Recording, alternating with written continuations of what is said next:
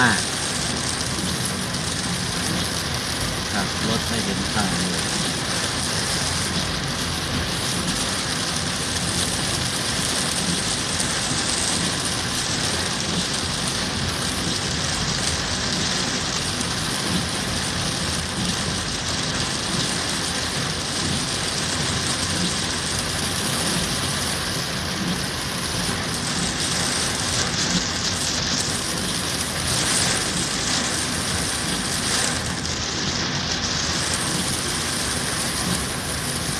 เดินต้องหวานเนี่ยเดี๋ยวเขาได้แจ้งสายไปดัง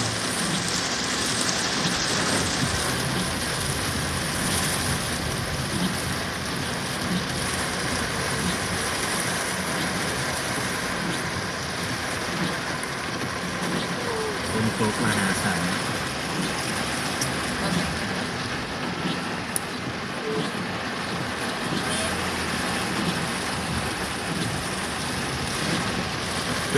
ดูน้ำท่วม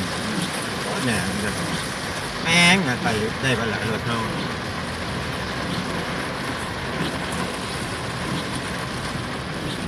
ตัด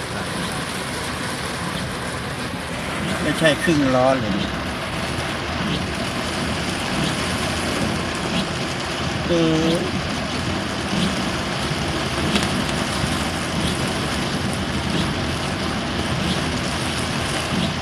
ซ่าไหลออกก็ได้เลยเนาะตัวนี้เ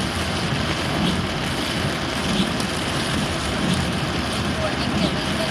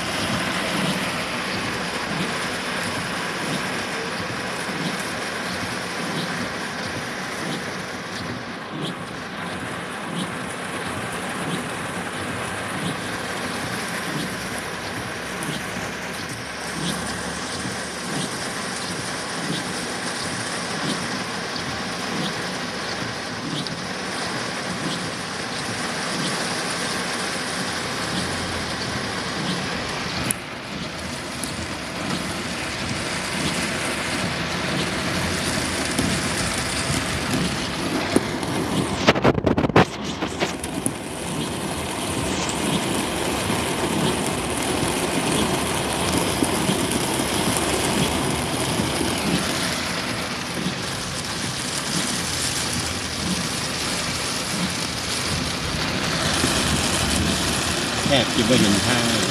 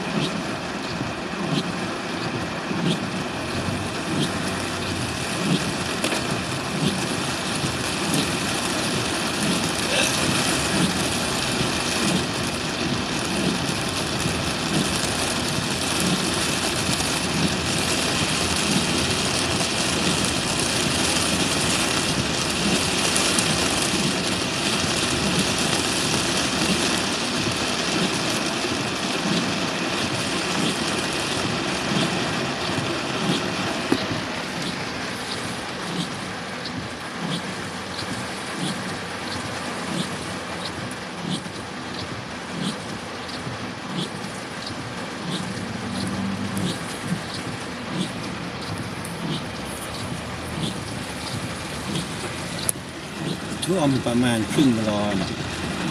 ของหนองบัว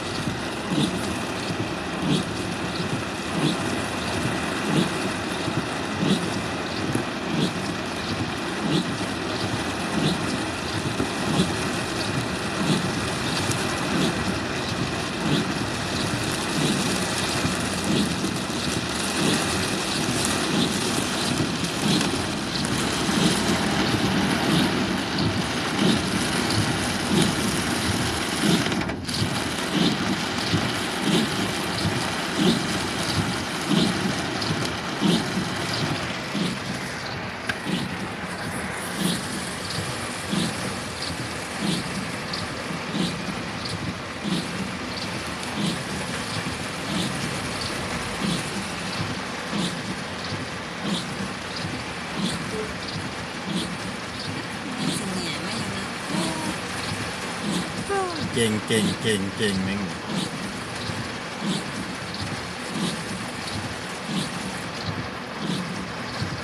ครับรถถึงบ่มีมารยาทเลยเนาะเพราะว่ามันแน่นเลยจ้าดิเอามาอย่างนี้เขาก็กลางตายอยู่เด้อ